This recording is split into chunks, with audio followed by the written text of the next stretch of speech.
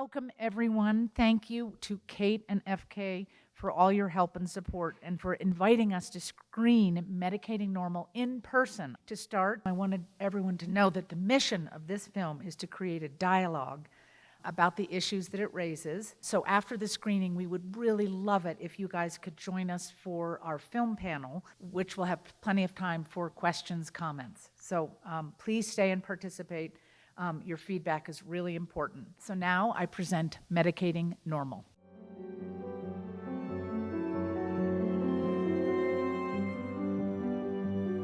I'm the filmmaker, Lynn Cunningham, and thank you guys for being here. I always get asked this question, so I'm going to answer it, about the motivation for making the film.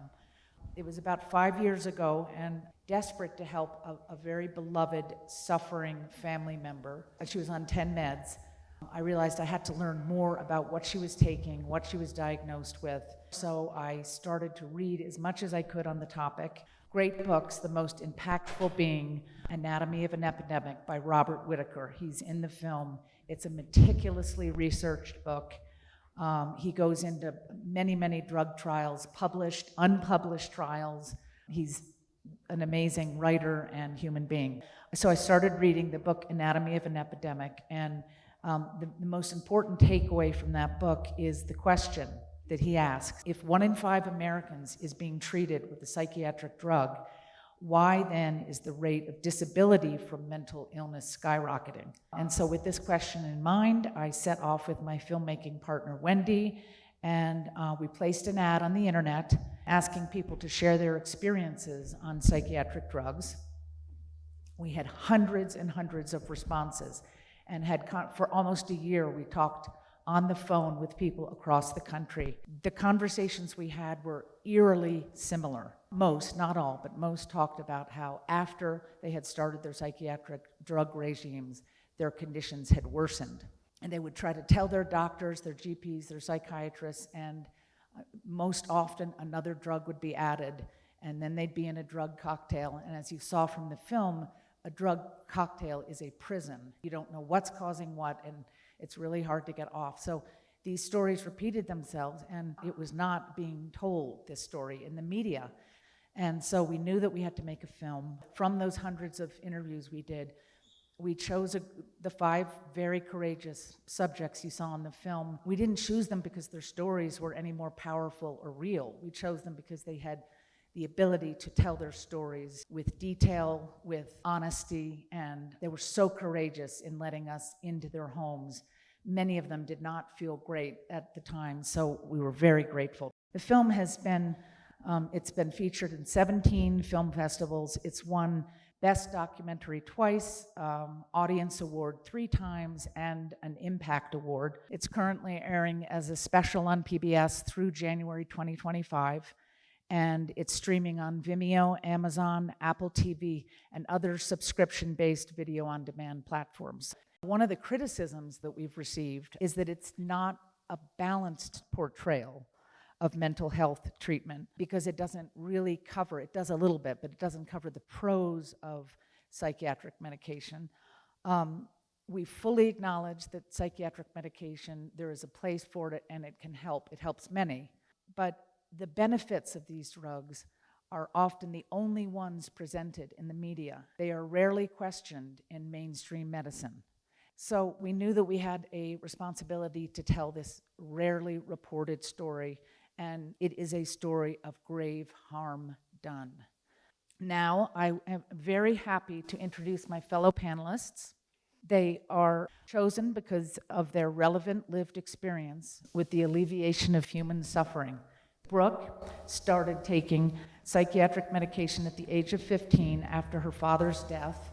Not only is she an award-winning chef, she is an author of a newly released book called May Cause Side Effects, about her experience withdrawing from psychiatric medication. Ryan Burke, who some of you may know from Jackson Hole, is a licensed mental health counselor who previously worked in the addiction field with the Curran Seeley Foundation. He is an athlete and the program developer of Mind Strength Project, a program that focuses on healthier habits and stress reduction.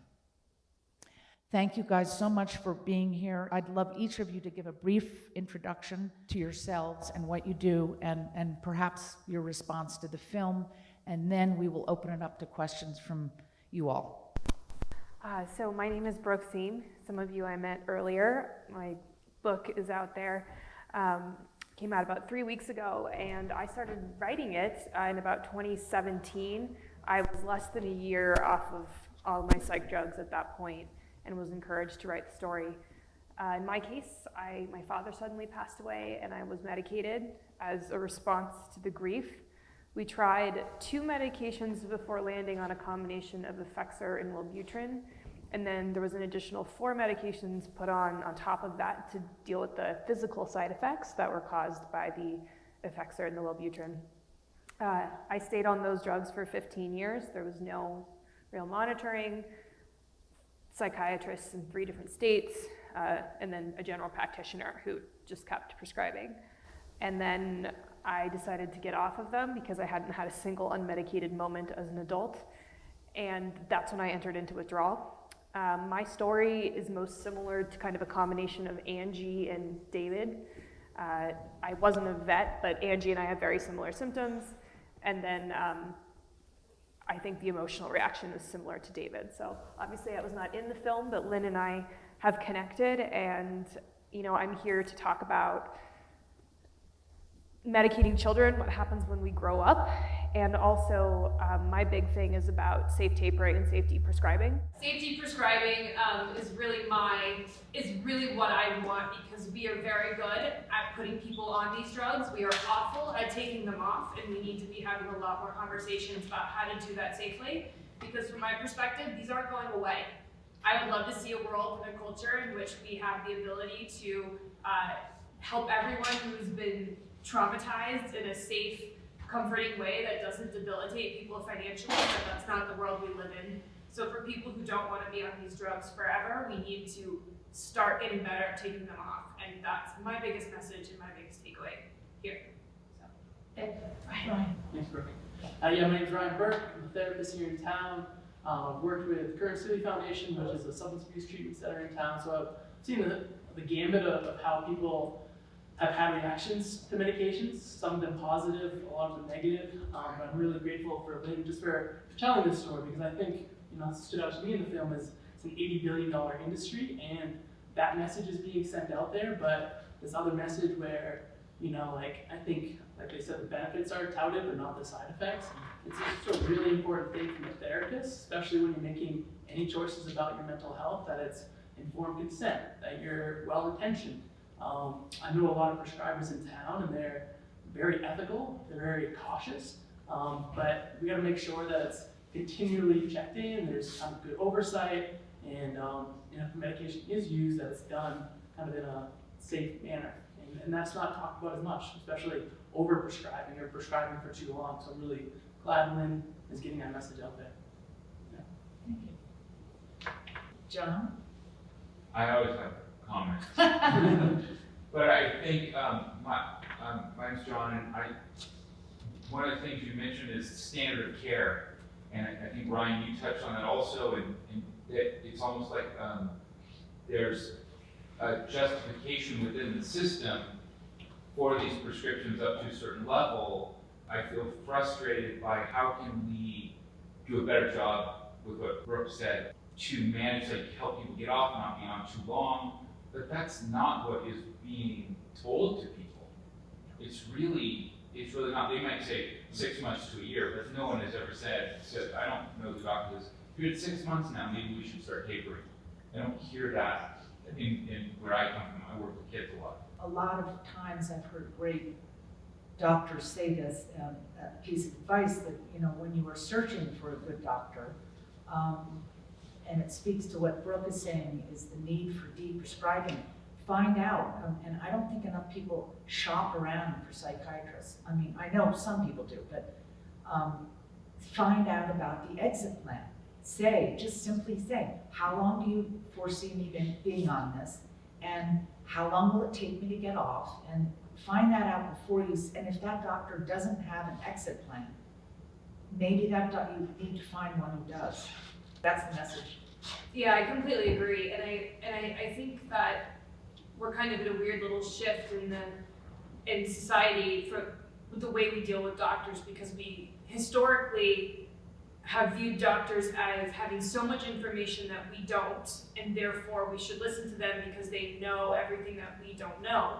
But that paradigm came from a world in which information didn't travel as fast as it does now, and also we didn't have the breadth of research that we did now. And I want to make it clear that this isn't, you know, a witch hunt against doctors. It's more of an acknowledgement of how much they have on their plate, and the fact that if you've got one doctor, whether or not it's, you know, a GP, an OBGYN, or a psychiatrist, they're probably dealing with hundreds of drugs they're prescribing every day. They don't have the mental or physical capacity to be the expert on that drug and the interactions with all the other drugs. So at some point, the patient has to be the one to say, these are the things I'm on, this is how I feel about it, this is where I think we need to go, and this is what I've learned, like, let's create a plan together. And that's a really big paradigm shift in our care, because right now we're seeing the consequences of what happens when we give all of our power away to people who don't have the capacity to help us in the way we think we need help. So it's gonna have to come from the patient or possibly the parent in the event of a minor. Yeah, I'll just add my two cents on that real quick. And I think what I took away from the film also is like how much trust goes into this process and how valuable doctors or psychiatrists are and so forth. And self-advocacy is a huge part of this. I mean, I wish it was part of the training program of like, with that initial discussion, there is a plan to get off, and that is part of the initial intake, and that should become part of the process. And that's how the system should change, in my opinion. Did you, in making some of the research, talk about the research about the authors from Harvard, Stanford, and then the dollar sign, that sort of part of the show? Did you run into drug reps going to medical schools and presenting things to doctors? Because my brother's an ER doc, and he was floored. He was dumbfounded by the fact that drug reps came into his medical school and presented lessons to them, literally about their products. It was a marketing lesson in medical school. I'm curious, that could have been a one-off, or it could be pervasive. I don't know. I'm curious if you can read into anything about that. It is the standard, it happens all the time, and there's something called continuing medical education. The continuing medical education is what doctors need, psychiatrists to update their licensing, and they are funded primarily by the pharmaceuticals. And so a lecturer will be asked to speak on a particular drug. Now they all sign conflict of interest, but there's so much research and data out there about if you are speaking to a group of people about a drug, the chances are you are going to be prescribing that drug. And it happens all the time, and I think young doctors, if they could see this, well, at least they'd walk in a little bit savvier. Yes. So, I'm Chris, internal medicine doctor. So what just to shed light, there was no pharmaceutical companies in medical school. I'm from Texas. But again, it could have been a one-off, as she was saying. Another question that I kind of had was, when you guys were talking to, you said you interviewed about 200 people. Mm-hmm. What was their process of, getting treatment? Because the initial standard of care is CBT, and then if that doesn't work, then you go into antidepressants. And then another question, did you guys also look into alternative medications that are now being investigated by University of Texas and University of Washington, such as psilocybin for alcoholism, which can maybe treat benzo because they both act on the GABA receptor, and also LSD for PTSD. Did you guys kind of look into that when you guys were making the film? We did not, but we're very aware of that. That was just beginning when we were making the film. Those drugs appear not to be drugs that have to be taken every day, and I have read some good things about them. I still think they need to be studied, and there's a lot of money going into them too. A lot of the venture capital firms are investing in those. And that always makes me nervous when there's a lot of money being thrown at something. But those are not on a date, you do not take those drugs on a daily basis. No, of course not. No, And these are just. To me, that's a good thing. And Yeah. People do. It's still doesn't. Yeah. Yeah, I mean, It's not yes, taking even drugs. more. What they're talking about, what I would say is this, is another drug may not be the answer. Yeah. Cognitive behavioral therapies, doctors are not starting with that. No. But, Yeah, I you never, walk out with a ever prescription. had that. That's what I saw from, the stories in there. I mean, I just finished residency, 4 months ago.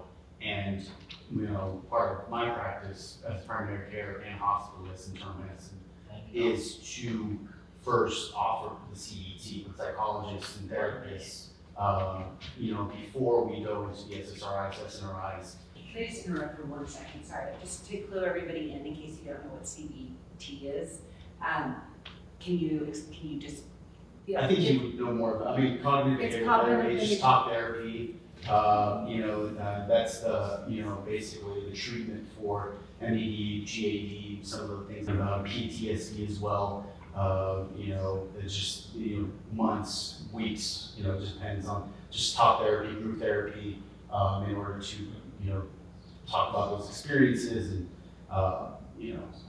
help you go through that mental illness that you currently have. Well, good for University of Texas for focusing on CBT because I think it's a much better way to start than launching into a drug. Most of the 200 people that we spoke with were just drugged right away and led very quickly to the drug cocktails. SNRIs, SSRIs, those are mixed randomly. It's a horror show out there. It's a real horror show, and I am so happy that you are a young resident, a doctor to be, and that you're beginning to be aware of this, because I have faith in your. And it's not that we don't, just touching upon that, about that black box warning, with psychiatrists that I've talked to throughout my training, it's not more that the drug itself causes suicidal ideation, suicidal attempts. It's that now, let's say you have a low mood, low energy, in depression, and now you feel that serotonin kind of burst. So before we didn't have the energy to get the arms or the, throw it, whatever attempt you might do, now you do. So No, That's it's sending up every red flag in my body, Yeah. like that argument. That makes Yeah. no sense. it's The not black argument, box it's just- warnings are because the drugs cause. No, I know what a black box warning is. I was just trying to see what type of, information you had received inside of as you were making the film, whether it was the drug. Well, that information is on the internet right now. Yeah, of In the course. drug labels. Every drug label, you can look up every drug and find most of them cause suicidality. But Well, so a good example of that is, what is the genetic testing about metabolizing? SIP 450. SIP 450. So talk a little bit about that, because I think that might help clear this up a little bit. SIP 450 is being studied by a researcher in Santa Fe. She's a forensic researcher.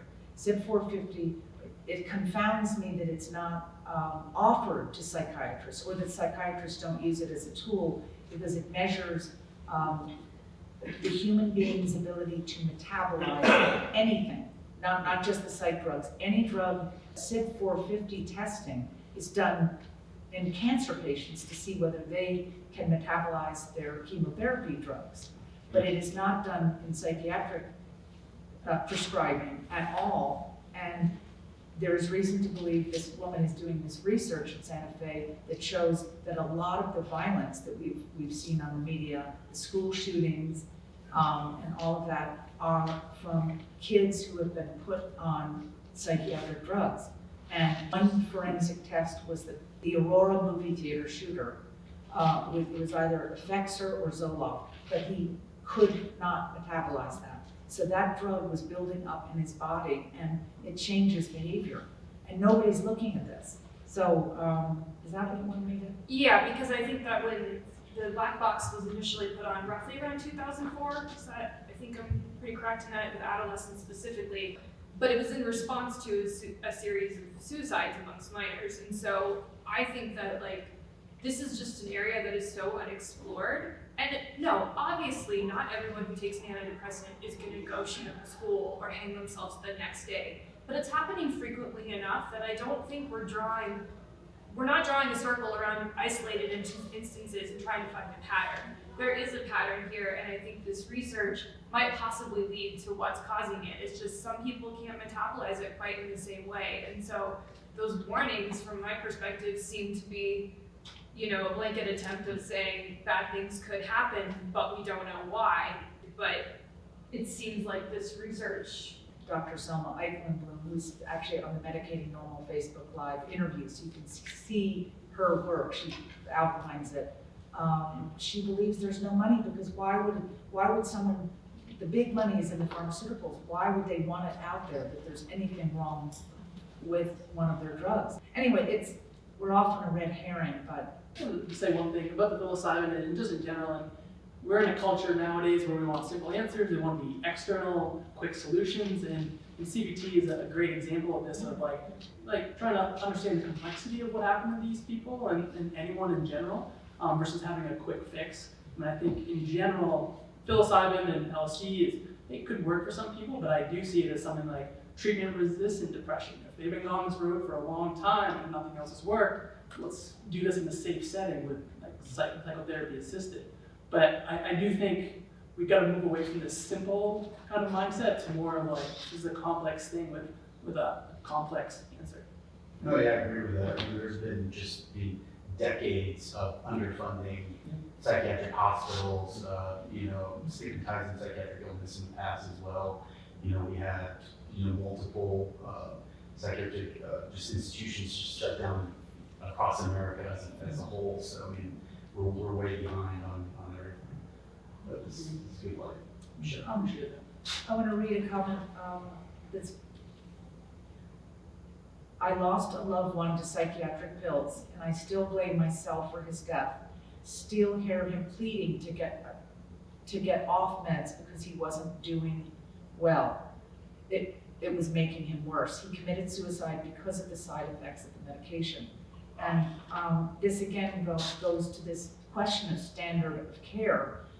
If someone is going into a doctor and says, I don't feel well, they are not being believed, but for the most part. And when we were first starting the film, people would say, these drugs save lives. They prevent suicide. You cannot do this. Well, I would say back, yes, sometimes they do, but it's also irresponsible for us not to be talking about it because they also take lives. And until this is talked about openly, this is going to happen. Talk about what opened your book. Well, yeah, so the opening of my book is, I was on these drugs for 15 years, and I'm someone who did not have an immediate negative reaction to them. I would say that I didn't really have a positive or negative reaction at all. I was a kid, I did what my parents told me to, and I kept getting good grades and got into a good school, and I just assumed that I was somehow fundamentally broken and needed these drugs. And so my kind of downward decline was really insidious, and it was really slow, and I didn't have a traumatic or crisis moment where, I was standing with the gun to my head. That's not what happened. It just started creeping in, kind of like Angie said, you have these thoughts and then there's a space. And like she said, the space got smaller, but for me, I still had a space, but it was getting smaller and I was getting more depressed, and I lived in New York on the 30th floor, and I had dislodged the screen on my window, and I was looking down, and I just thought it would be so easy to jump, and I wasn't scared. And then it occurred to me that that was not the right thought for someone who was on antidepressants for as long as I've been on them. And that's one of the motivation for me to start questioning the story I told myself and the choices that had been made for me when I was a kid, because I just said something about this isn't right. So, but one of the things that I found most interesting, and I really had to almost unravel this story for myself, is, I've heard the narrative like we all have, and I remember the little Zola commercial. I mean, that egg is really freaking cute, right? I want it as a pet. It reminded me of a Tamagotchi. And, I almost felt so alienated. Like, why were they not working for me, right? Like, what was I doing wrong? It came back to a lot of like what was wrong with me, and it's part of the reason why I was scared to get off of them. Yes, we've got a film here that's these are kind of pretty normal experiences like mine, but we hear these awful stories of like this comment or the black box warnings. Those to me are like the 1% or the 1 stars where we get a lot of big press about it. And then we have all these people leaving 5-star reviews because they're having a good experience. And perception is that there are these really extreme events that don't happen very often. And then there's all these people leaving 5-star reviews. But the thing is, there's a whole messy middle of roughly 40%, according to that one doctor, which is along the lines of the research we have. And that 40% is like me. They're like the people in this film. They're people who were just living their lives and then were kind of thrust into this experience. And all 6 of us are lucky we're still here. We all know people who weren't as lucky, and that's not getting covered. So I think we need to keep in mind that when we hear positive experiences, it's because people are effectively going online and talking about it because it worked for them, but that does not mean that there is not a huge portion of silent sufferers. And the question, I think, speaks to me of like, we can't overgeneralize and say all meds are good, all meds are bad. Like there's a whole,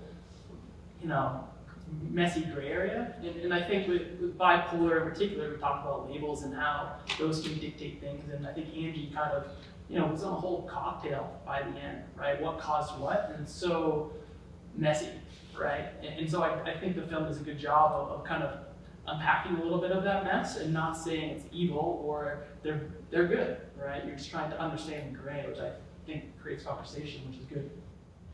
So this is another interesting, okay, since one of the most dangerous actions a bipolar person can do is get off their meds, fatal consequences often. Don't you agree that correct meds are necessary for specific cases?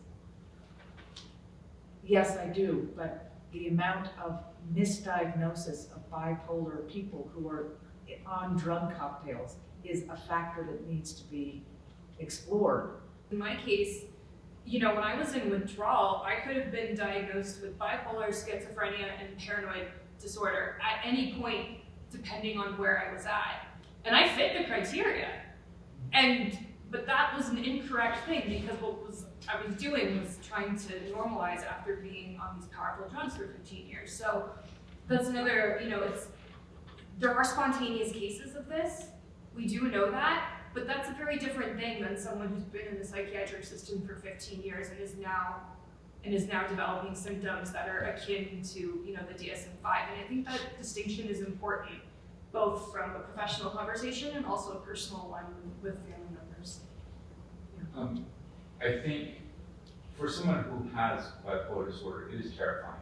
It is debilitating. It is so from that point of view, this film is not to diminish any of that. It's to say that some people actually are misdiagnosed, medications can impact that, and those individuals should still get help. And it's not denying that people with bipolar disorder don't like their meds either, because the manic stages can be wonderful. The Messiah effect and things like that.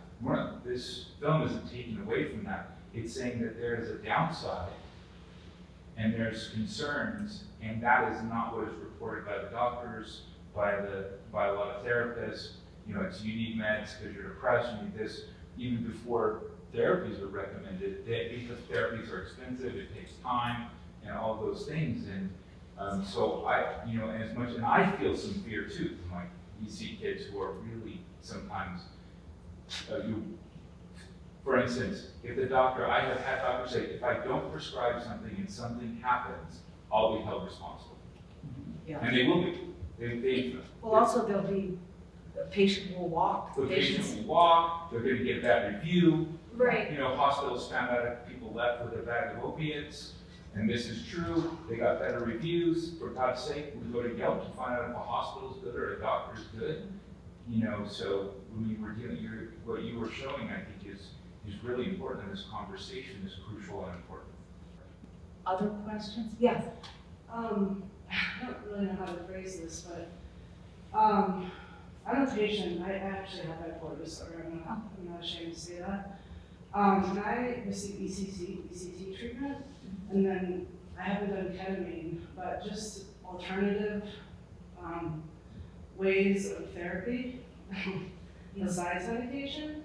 I'm also on meds, but just wondering if those ECT or ketamine or can't remember what the other one is called, but The transcranial. yes, ECT, exactly. but Yeah. Yeah. But how do you, ECT, yeah, what's your experience with it? I've had 111 ECT treatments. It's worked really, really well when I was suicidal. I'm now doing maintenance once a month, and it is helping pretty well with maintenance. I've gone through series of them where I get, 5 a week when I'm actually in the hospital. But I would say overall, ECT has done really well. You lose your memory. Your memory goes. yeah, well, you know that, and that's. Yeah, and you know what? Like some things I don't want to remember. Yeah. But I think it's a good alternative therapy for people to try. You do have to go under anesthesia, and a lot of people don't want to do that. Yeah. So I'm willing to talk to anyone about it, though. Yeah. Appreciate that. And what it speaks to me is just like the individual nature of it all. I mean, that we should all be treated as individuals when we go to a doctor's office or a therapist's office. And I think you got to figure out what has the most benefit and the least harm. And I'm glad that you found something that kind of works for you. And I think that's the model we should all abide by, Yeah, I mean, I'm not taking nearly the amount of meds that I've been on in the past right now, which I'm really glad that I'm not taking as many, but I am still taking meds. I'm not just doing ECT. Yeah. And more robust conversation, right? I hope that you have a good kind of like healthcare team that's kind of talking I about do. it. I'm very fortunate with that. Yes. And that's what we need. you know what's best for you, and even though you've obviously been through a lot, that inner compass is in there. And so I'm sure you're getting opinions from people left, right, and center all the time, and it doesn't, professional and otherwise, right? Yes. But it doesn't matter, and I think there's a level of, it's very interesting, right? We know that antidepressants are not that much more effective than sugar pills, but we still have a higher, even though it's not a 1% difference, we have a much higher percentage of people who say that the drugs are working for them. So what's going on? Well, it's a placebo effect. It's a really, really powerful thing.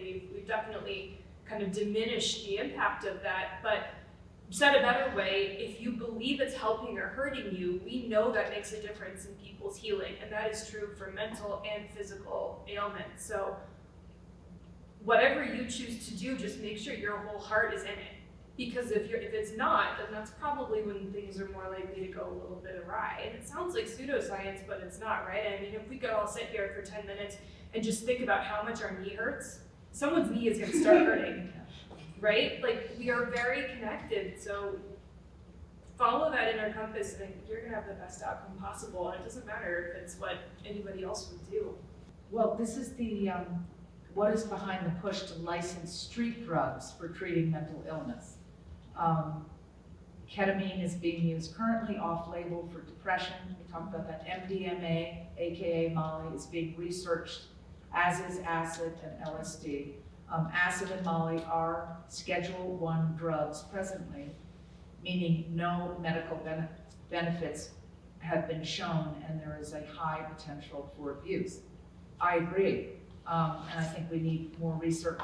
It's also been going on for quite a while, Yeah. and it's in the the age of Instagram shamans, but I think this is starting to take off a little bit. So, but the research has been going on for longer than it seems. Like, it seems like it just appeared. It has been going on for a little longer than that, but it's obviously hard to fund studies for an illegal drug. Yeah. I'd recommend people watch the Michael Pollan. How to change your mind. I mean, it's conclusive in the sense that the historical, the drug companies, it's such a complex story. Max is a great organization as well, multidisciplinary association of psychedelic studies. If I die, all my money goes to them. And just to add, there's a big difference between psychotherapy assisted psilocybin trip versus, giving you some shrooms from your friend. And I think Mike Pollan's book has done a good job. I also want to add that, it's not for everyone, and it's kind of like, it's not a magic pill, and if you do that with therapy for a longer period of time, I support it, but it can go bad too. Anything you're putting into your system can have a negative side effect. So start with the least intrusive, the least harmful, and maybe get there eventually. And I did read a chilling report about you also have to have a therapist who is guiding you and who you trust, because there is room and has been a lot of abuse. Yep. That is it for our comments. And where are we on time? We are. Remember? Oh, it is? Okay. All right, so we're about to stop, but before that, panelists, any final takeaways or? I have copies of my book outside if anybody wants. I would be a terrible book author. My publisher would hurt me if I didn't push that. But thank you so much, everyone, for coming.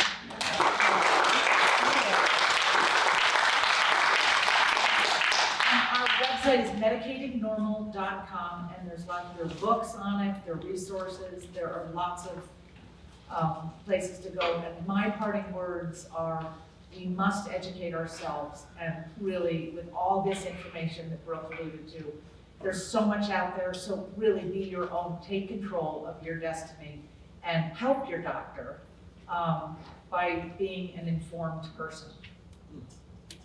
Awesome. Thank you all.